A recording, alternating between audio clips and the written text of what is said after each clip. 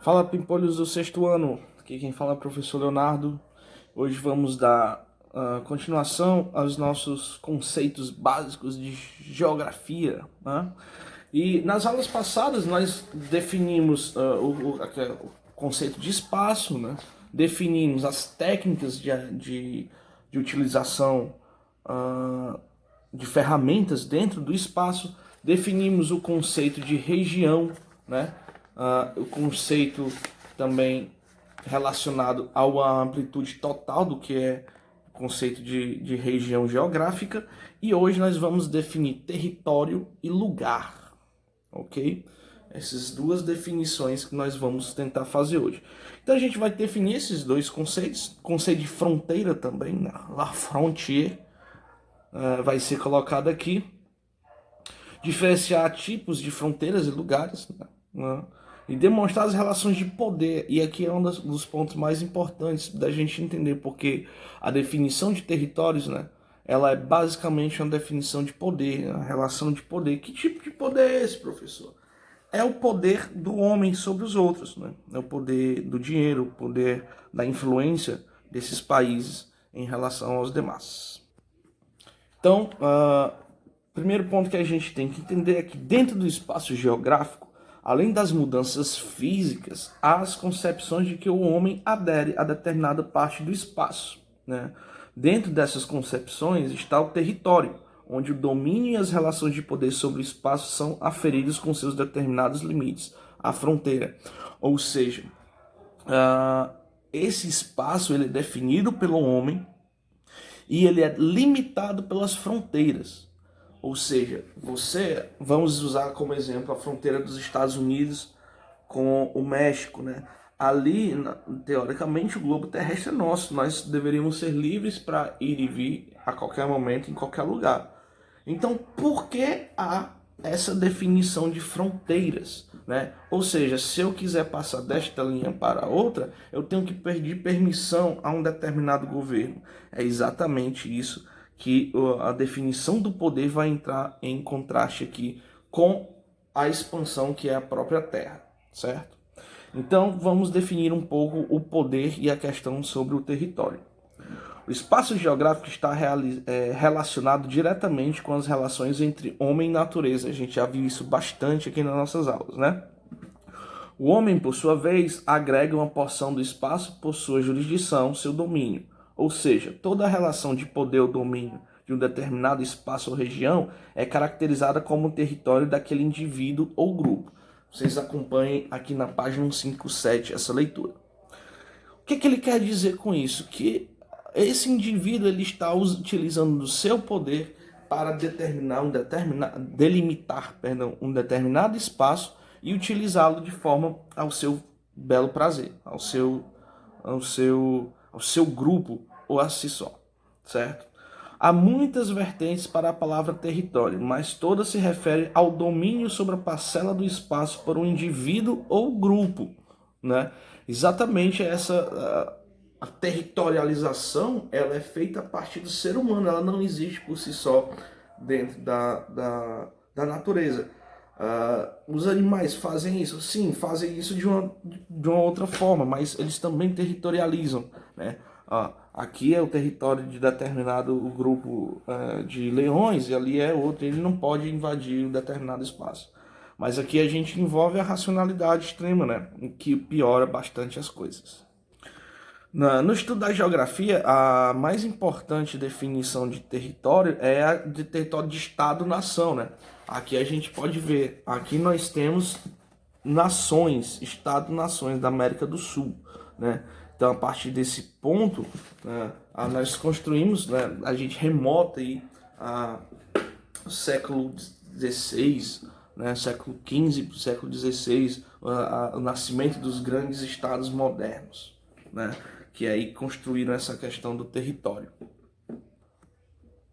Agora nós vamos para um outro conceito, né, que está estritamente ligado ao de território, né, que é o conceito de fronteira. Né? Todos acompanhem, por favor, na página 176, por favor.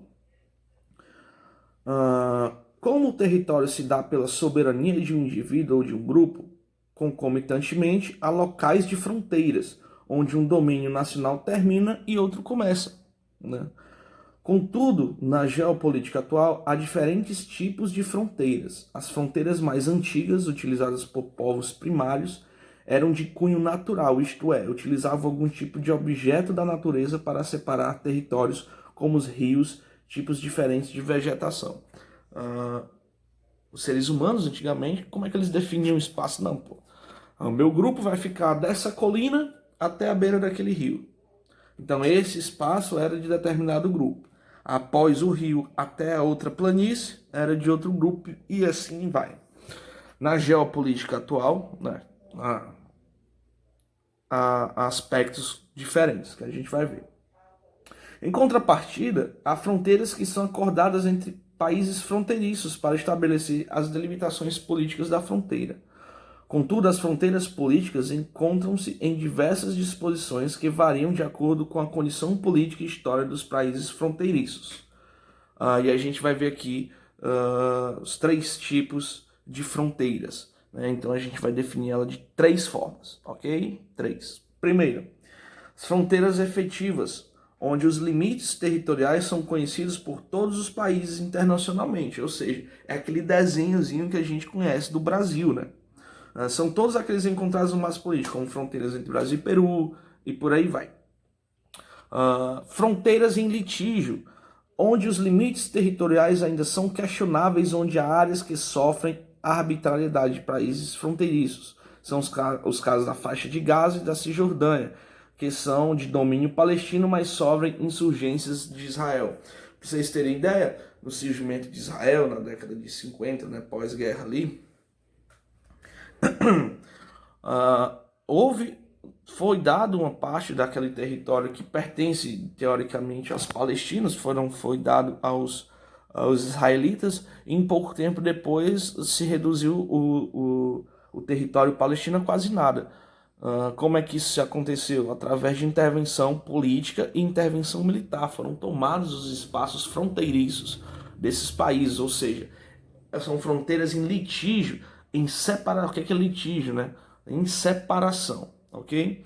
Por fim, as fronteiras indefinidas. Como a própria palavra diz, não há definição exata que separe os dois territórios. Isso ocorre quando as distâncias são muito longas e não há nenhum agente físico ou humanizado como uma cerca ou monumento que defina a divisão. Em alguns casos, a coordenada geográfica define os territórios.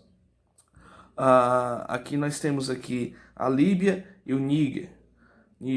Então você vê aí que é algo que não há uma definição exata, fronteiriça, né?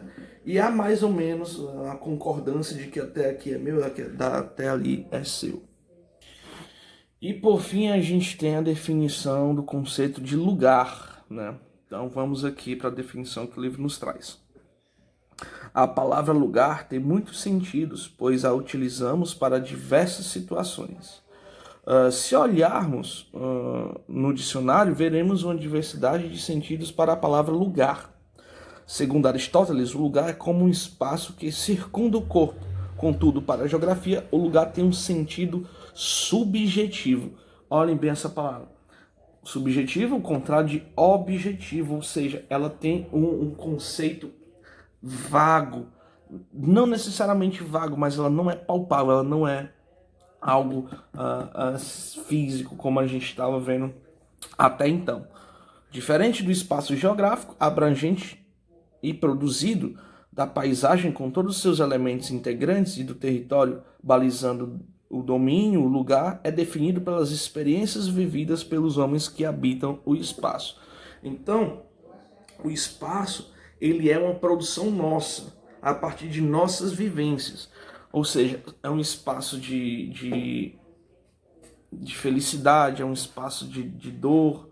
Né? Então, esses espaços eles vão sendo definidos e caracterizados, né, ao longo do período pelas nossas relações. Ok? Então, pimpolhos, basicamente é isso. Eu quero que vocês façam uma atividade que vai da página 179 até a página 184. 4. Abraço e até a próxima.